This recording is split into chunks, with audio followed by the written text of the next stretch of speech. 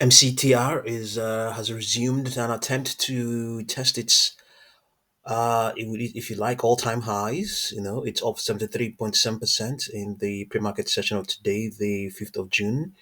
Yesterday it pulled back all the way, lost 53.19%, pulled back all the way to 15.4%, so $15.4. Now right in the middle of its price channel, and also right in the middle of its market grid. So the contraction, that expansion, is being the here on this on using this market grid on a trading view. There's an attempt to contract that expansion, but the stock is still volatile. But we noticed here something yesterday. It wasn't a move in the pre-market session, and when the market opened, it decayed further. Eventually it lost 53%. So who knows what's going to happen now? So we had projections. We had 33.48 for to 1.52. All of those printed. They all printed. This time around, who knows whether they're going to print? So this is an attempt to retest those highs. So easily the probabilities of it printing such highs is decent. We could just quickly have a look and see. Let's see now. Let's just take $32. $32. What's the probability? You look over here.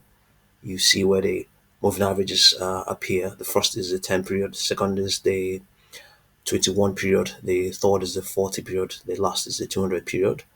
Let's see what we have. Let's take $32 for instance. If the moving average is greater than $32, then we have a probability of more than 50%. But no, we have 17.46, and I don't think we're going to get anything bigger. I mean, it doesn't matter what we get moving sideways; it's definitely going to give us no. So statistically, the probability of it retesting that high is not fantastic. But the fact that this has come down from such a level means it can equally do it again. However, there's no guarantee that that will be the case. Yeah, no guarantee that that will be the case. So yeah, it's currently trading right in the middle of its resistance and support zones. Going by what we have on the market grid, it could go either way. It could continue to highs. It could also decay. Yeah. So let's see now. Let's remove this. Let's remove this market grid. Okay, let's have a look at the 3 hour chart and see there. No extrapolations here. We have down projection 7.46. I think we can jump all the way to the minute charts. They might provide us with the sort of stuff we're looking at. We're looking for. We have 27.08 and 7.47. Okay, just slight over projections, I think, to some extent. Let's have a look at the 2 minute chart. We have 30.19, 32.25, 33.52. Yeah, the sort of projections we had. Yeah, the sort of projections we had. But we had all the way towards 41.52. All of those, printed. Let's look at the 3 minute chart. We have 25.59, 27.34, 28.43. Just some downward projections and some upward projections. Let's go with 5 minute chart. We have 25.43. It's a downward projection. Okay, let's see what's going on. Gain of 27.34. I think liquidity is quite poor. Yeah, you can see that very poor. So it is aggressive buyers that are yeah, liquidity is influencing this. Liquidity always usually associated with aggression. Yeah, so a lot of not a lot of shares are going through at any given time. It's based on what we can see here. Let's have a look at the volumes on the 4 hour chart.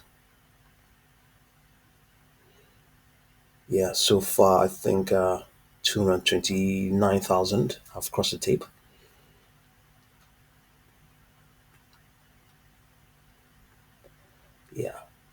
Anyway, there's no guarantee that it's going to retest those highs, the highs of the intraday highs of 56.09. There's no guarantee that that will be the case.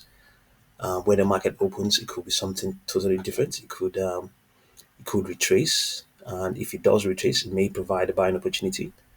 Um, yeah, it may provide a buying opportunity. Let's see now. We can apply that market grid again.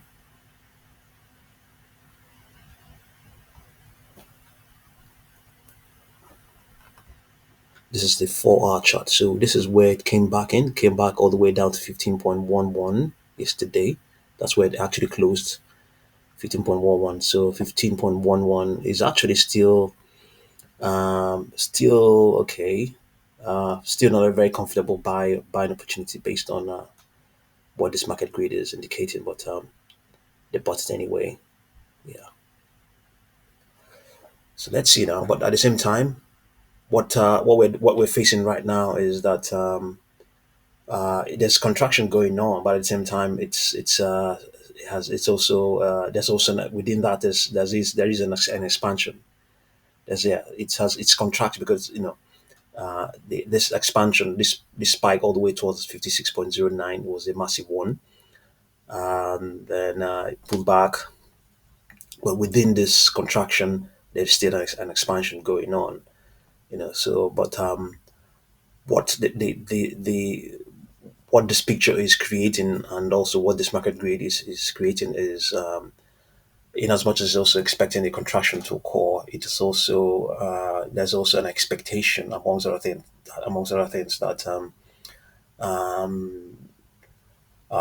maybe another leg up or leg down through the market grid may also occur. It may not be very soon, so it's also something else that is another factor that is at play here as well. Where next is it going to?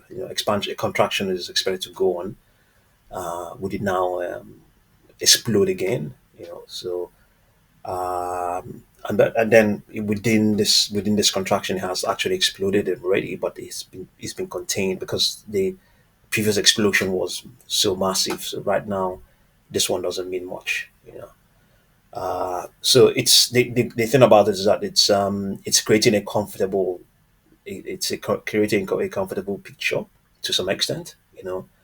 There isn't really a big fear of the stock being overcooked or anything. If anything, as well, if anything, it's actually indicating that maybe yes, it could still do more. It could still do more, either, but to the upside or to the downside. Yeah. So yeah, you're not sure. That's what's going on. So we're maintaining those projections: 33.48, 41.52. See what you make of the stock, and just be careful out there. There's a good chance that when the market opens, it might be different. Yeah, it might be different. So uh, be careful, and I'll continue to update you. Thank you very much for watching this video.